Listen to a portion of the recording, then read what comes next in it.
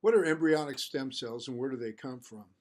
Well, of course, when a sperm and egg come together and they form an embryo, you start developing these cells.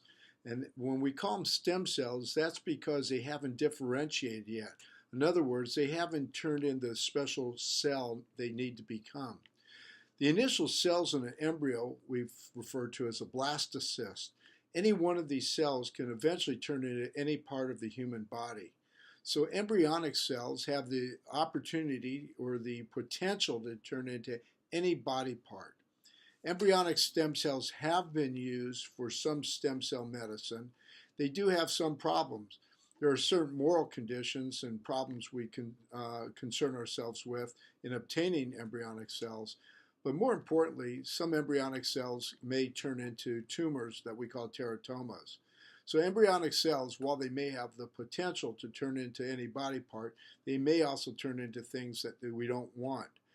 Anyway, we have an opportunity now to work with other cells that are also stem cells, but we call them adult stem cells, not because they're in grown-ups or adults, but because they're in developed human beings.